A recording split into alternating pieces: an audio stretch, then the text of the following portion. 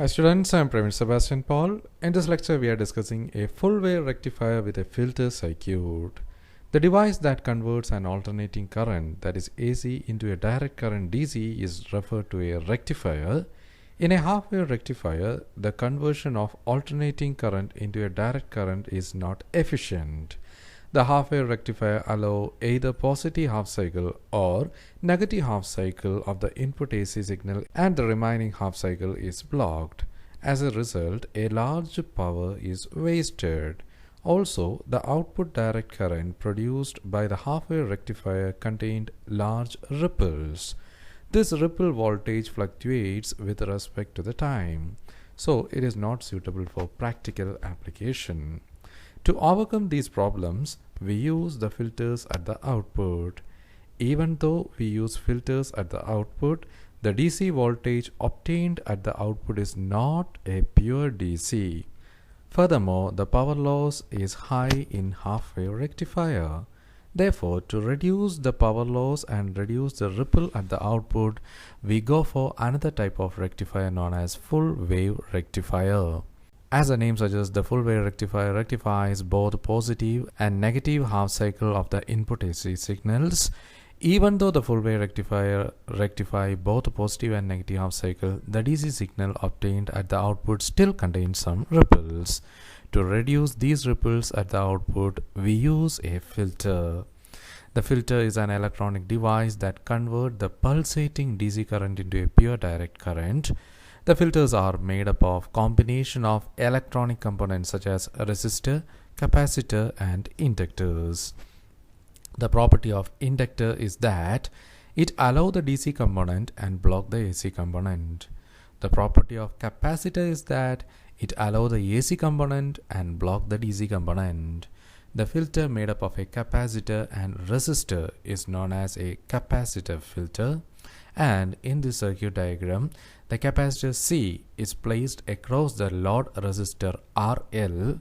The working of the full wave rectifier with a filter is almost similar to the half wave rectifier with a filter.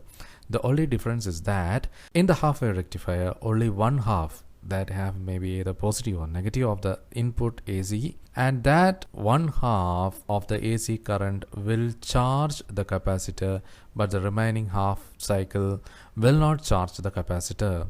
But in the case of a full wave rectifier, both the positive and negative half cycle in the input AC current will charge the capacitor.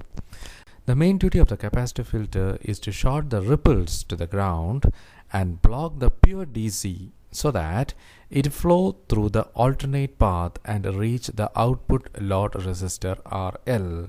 When the input voltage is applied during the positive half cycle, the diode D1 is forward biased and it allows the electric current, whereas the diode D2 is reverse biased and blocks the electric current. On the other hand, during the negative half cycle, the diode D2 is forward biased and the diode D1 is reverse biased. During the positive half cycle, the diode D1 current reaches the filter and charges the capacitor.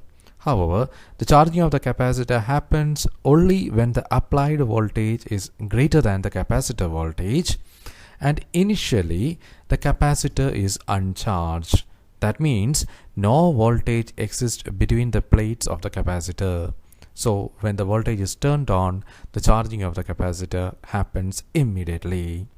During this conduction period, the capacitor charges to the maximum value of the input supply voltage, and the capacitor stores a maximum charge exactly at the quarter positive half cycle in the waveform.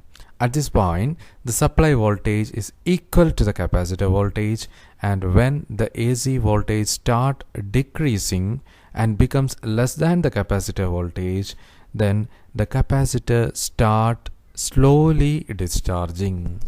The discharging of the capacitor is very slow as compared to the charging of the capacitor, so the capacitor does not get enough time to completely discharge.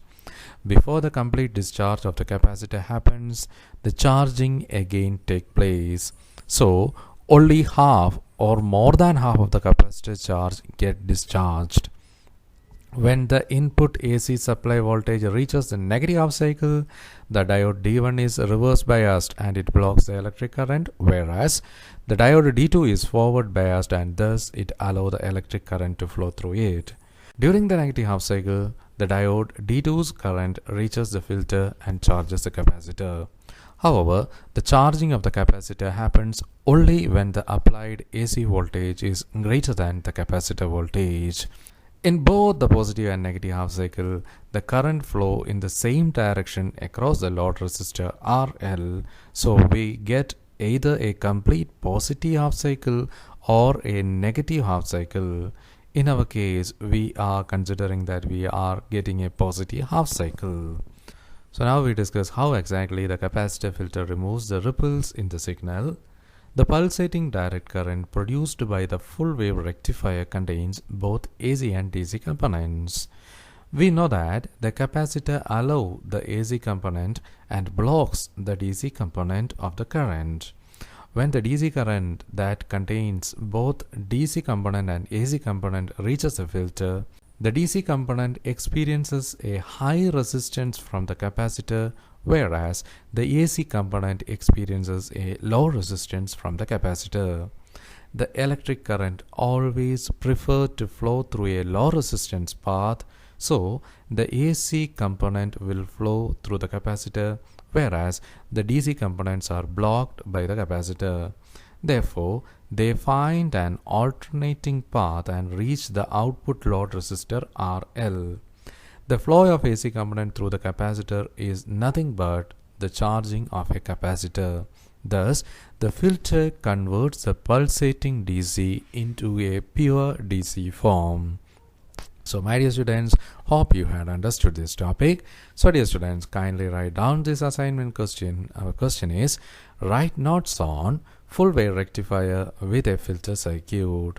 So dear students, in the upcoming lecture, we will discuss what is a bridge rectifier. So dear students, see you soon. Until then, goodbye. Thank you and all the best.